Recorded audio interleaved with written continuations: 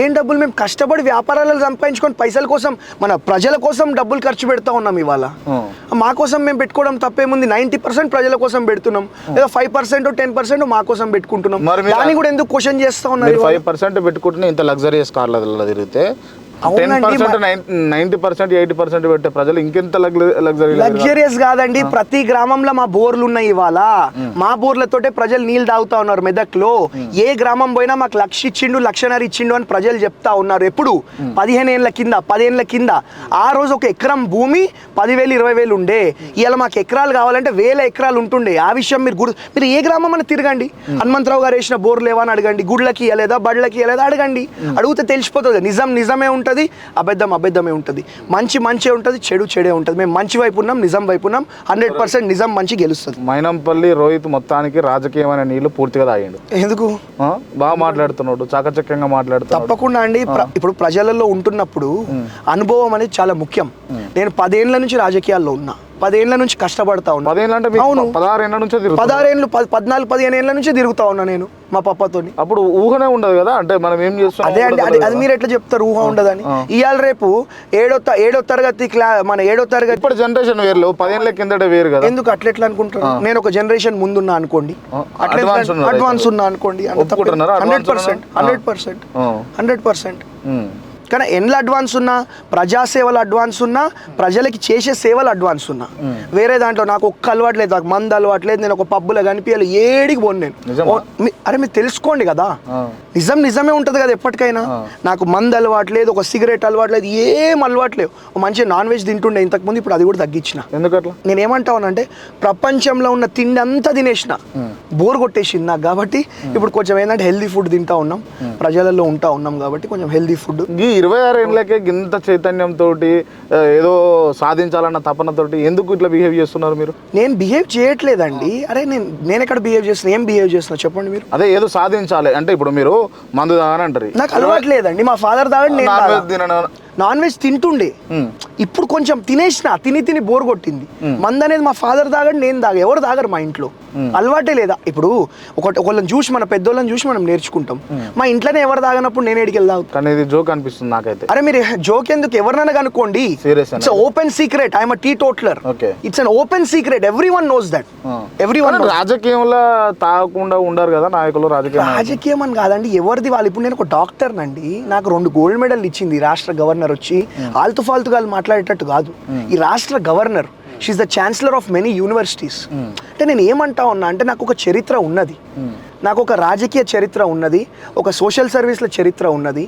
ఉట్టిగానే ఇంత ఆదరిస్తారా ప్రజలు? కానీ ఇంత చరిత్ర ఉంది, ఇంత బాగుంది, కానీ రోజు 24 గంటల కరెంట్ అయితే నేను ఒకటి చెప్తా బ్రదర్ క్రాంతన్న, మీరు అర్థం చేసుకోవాలి. మీరు ఒక మంచి జర్నలిస్ట్.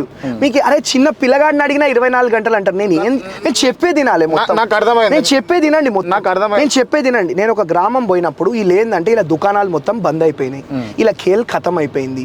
వీళ్ళు ఏంటంటే అబద్ధపు ప్రచారాలు, అసత్యపు ప్రచారాలు చేస్తా ఉన్నారు. వీళ్ళు ఏమని చెప్తా ఉన్నారంటే కాంగ్రెస్ పార్టీ వస్తే అంటే కరెంటు రాదని చెప్పి చెప్తా ఉన్నారు. అయితే గంగవ్వ అని మా అవ్వ, అంటే అందరితో మేము కలిసిమలిసి ఉంటాం, మా అక్క కాక అని చెప్పి ఉంటాం. కాబట్టి గంగవ్వ అని చెప్పి ఒక అవ్వ మరి మా దగ్గరకు వచ్చి అడగడం జరిగింది. అరే ఏంది బిడ్డ, మరి వీళ్ళు ఇట్లా అబద్ధ ప్రచారం చేస్తున్నారు, దొంగలు, ఇట్లా కాంగ్రెస్ పార్టీ వస్తే కరెంటు రాదు అని చెప్పి చెప్తా ఉన్నారు. అంటే నేను ఏమన్నా అంటే రోజుకి 48 గంటలు ఉంటే 48 గంటలు కూడా మేము కరెంట్ ఇస్తాము. రోజుకి 25 గంటలు ఉంటే 25 గంటలు కూడా మేము కరెంట్ ఇస్తాము అని నేను వాళ్ళకు ఒక భరోసా ఇవ్వడం జరిగింది. దాన్ని ఏదో ఈ పనికిరాని వాళ్ళు క్లిప్ కట్ చేసి అవన్నీ చేస్తే వాడు నమ్మే పరిస్థితులు ఉన్నాడా అండి? నేను ఒక వెల్ క్వాలిఫైడ్ డాక్టర్. నేను రోజుకి 24 గంటలు ఉంటే 25 గంటలు ఉంటాయి అని చిన్న పిల్లగాడిని అడిగినా చెప్తారు. ఆరోపణ చేస్తే అర్థం పర్థం ఉండాలా, నిజం ఉండాలా, ప్రజలు నమ్మేటట్టు ఉండాలి. ఈ పనికిరాని ఆరోపణ చేస్తే ఎవడ నమ్ముతాడా అండి? ఇలా మంత్రులు కూడా మాట్లాడతారు దాని గురించి. వాళ్ళకి ఏమైనా తెలివి ఉన్నదా? అసలుకి ఏం మాట్లాడుతున్నారు? మాట్లాడే ముందు అర్థం పర్థం ఉండాలి కదా, ఆలోచించుకొని మాట్లాడాలి కదా ఒక స్థాయిలో ఉన్నోళ్ళు. ఏంది ఇది? ఇంత ఘోరమా? ఏమనిపించింది మీకు అది విన్నప్పుడు? అంటే నాకు ఇంత పిచ్చోళ్ళు వీళ్ళని అనిపించింది. ఎవరికైనా చిన్న పిల్లగాడిని అడిగినా చెప్తారు కదండి 24 గంటలు ఉంటాయని. మరి కానీ మిమ్మల్ని కూడా అంటే చిన్న వయసు ఉన్నది, చిన్న పిల్లగాడు అన్నట్టుగా అరే చిన్న వయసు అంటే నాకు చరిత్ర ఉన్నదండి, నాది మొత్తం చూడండి. గవర్నర్ గారు వచ్చి నాకు 2 గోల్డ్ మెడల్ ఇచ్చి, నేను first class distinction student, I studied in one of the best schools. నాకు ఒక చరిత్ర ఉన్నది, నాకు తెలుసు. ఈ లేదో ఇప్పుడు 10 ఏళ్ళ నుంచి రాని ఆరోపణలు, లాస్ట్ 5 ఏళ్ళ నుంచి రాని ఆరోపణలు రాత్రి 3-4 రోజుల నుంచి వచ్చేస్తాయా? ఏంది అంటే ఇప్పుడు వాళ్ళకి ఎంత భయం అయితే ఈ రోజు దాకా ముఖ్యమంత్రి ఇప్పటిదాకా మెదక్కి రాలే, అట్లాంటిది 2 సార్లు వచ్చిపోతుండు, మంత్రులు వస్తుర్రు, ఎందుకంత భయం అవుతుంది? 100% మెదక్ విషయంలో భయపడతారు. ఏం అంటే ముఖ్యమంత్రి అయితే మెదక్ ప్రజలు మా తరఫున ఉన్నారు, మెదక్ ప్రజలు మా తరఫున ఉన్నారు. ఇవాళ ఆయన ఏం మాట్లాడిపోతాడు? మైనంపల్లి రోహిత్ కి పద్మదేవేందర్ రెడ్డికి పోలిక ఉన్నదా అంటాడు. ప్రజలు చెప్తారు నిజంగానే పోలిక లేదు, ముఖ్యమంత్రి నిజమే చెప్పిండు అంటాడు. ఇంకోటి ఏమంటాడు? అరే ఈయన దిష్టి బొమ్మ, ఈయనకి మన పద్మ ముందు ఈయన గెలుస్తాడా అంటాడు. నిజమే చెప్తారు. ప్రజలు ఏమంటారు అంటే దిష్టి బొమ్మ దేనికి వాడతారు? మన పంటలని, మన ఇల్లులని దుష్ట శక్తుల నుంచి కాపాడుకోవడానికి వాడతారు. పర్వాలేదు, మా మెదక్ ప్రజల కోసం ఒక దిష్టి బొమ్మలాగా పనిచేస్తా. ఈ ఎమ్మెల్యే ఒక దుష్ట శక్తి, పక్క నుంచి వచ్చే మంత్రి ఇంకో దుష్ట శక్తి, వాళ్ళిద్దరిని కూడా అంతం చేసే విధంగా పనిచేస్తా. చాలా బాగా టాక్టివ్ అయిపోయినావు నన్ను రాజకీయంలో. టాక్టివ్ కాదండి, నేను ఉన్న వాస్తవాలే మాట్లాడతా, చేసేయే మాట్లాడతా, చేసినవే మాట్లాడతా, నిజాలే మాట్లాడతా. మాకు అబద్ధాలు రావు.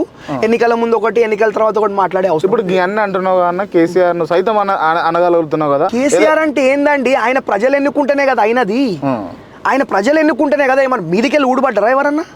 ప్రజలు ఎన్నుకుంటే రేపు ప్రజలు తీర్పు చెప్తారు, ఎవరేందో తెలిసిపోతుంది అంతే. నేను కేసీఆర్ని అనడం కదా, ఆయన వచ్చి నన్ను అనడం అని పోయిండు. నేను విమర్శించినాను ఆయనని? ఇంతకుముందు నేను విమర్శించినానా? ఆయనకి ఏం అవసరం నా గురించి అనేది? అవసరం లేకుండే కదా. ఇప్పుడు ఆయన అన్నప్పుడు బరాబర్ నేను కూడా అంట కదా. ఇప్పుడు నీకు బుల్లెట్ కొడుతుంటే నువ్వు ఛాతీ మీద పెడతావా? తెరిచి పెడతావా ఇట్లా ఛాతీ? మరి రైట్. ఇదే ఒకవేళ బీఆర్ఎస్ పార్టీలు ఉంటే అంటుండేనా ఏంటి? ఇట్లనే విమర్శిస్తున్నాను. ఒకటి చెప్తా, అట్లా తప్పండి. 1 year కింద మైనంపల్లి హనుమంతరావు గారు బీఆర్ఎస్ పార్టీలోనే ఉండే, కార్యకర్తల కోసం, ప్రజల కోసం గలమెత్తిండు. అట్లా స్వార్థపరులు ఉంటే అట్లా మాట్లాడకపోతుండే, లోపల మాట్లాడుకొని బతిమలాడుకొని టికెట్లు తెచ్చుకుంటుండే. మాకు అట్లా అవసరం లేదు. ఇవాళ కూడా టికెట్ అడిగింది నా కోసం కాదు, మైనంపల్లి హనుమంతరావు కొడుకని కాదు. ఇవాళ ప్రజలు కోరుకుంటా ఉన్నారు. ఏ సర్వేలో చూసినా 85% మాకు చూపిస్తుంది. మీరు పోయి 10 మందిని అడగండి, 10 మందిలో 8 నుంచి 9 మంది నా పేరు చెప్పకపోతే మీకు ఏదంటా చేస్తా అని చెప్పి తెలియజేసుకుంటా ఉన్నా. ప్రజలు కోరుకుంటున్నప్పుడు, ప్రజలు అభిమానిస్తున్నప్పుడు, ప్రజలు ఆదరిస్తున్నప్పుడు తప్పేమున్నది? అంటే 15% వచ్చిన వాళ్ళకి మీరు టికెట్ ఇస్తారా? 85% వచ్చిన వాళ్ళకి ఇయ్యరా? అది కోపం తప్ప నా కొడుకుకి ఇయ్యలేరా, లేకపోతే ఇంకొకళ్ళకి ఇయ్యలేరా అని కోపం కాదు అని తెలియజేసుకుంటా ఉంటారు. అరే అట్లా ఉంటే 1 year కింద ఎందుకు మాట్లాడుతుండే? ఇప్పుడు కొడుకుకే టికెట్ కావాలన్న వాళ్ళు 1 year కింద మాట్లాడకపోతుండే కదా. కానీ ఇప్పుడు మైనంపల్లి హనుమంతరావుకు డబ్బు బలం చూసుకున్నా అన్న ఇదంతా చేసి? డబ్బు బలం కాదండి, వాళ్ళది డబ్బుల బలం. వాళ్ళది మా ప్రజల దగ్గర దాచుకున్న డబ్బు బలము, మాది ప్రజల బలము, వాళ్ళది పైసల బలము. ఇది క్లియర్ గా కనిపిస్తా ఉన్నది. ఏ రిపోర్ట్ లో చూసినా కనిపిస్తుంది, ఎక్కడ అడిగినా కనిపిస్తుంది. కానీ ఇప్పుడు తండ్రిని మల్కాజ్గిరిలో కూడా కొడతాం, కొడుకును మెదక్లో కూడా కొడతాం అని చెప్పేసి వాళ్ళు ఛాలెంజ్ గా తీసుకున్నారు. నేను ఏమంటున్నా, మా క్రాంతాన్ని ఇది కూడా పీకలేరు. ఇది ఛాలెంజ్, ఇది ఛాలెంజ్.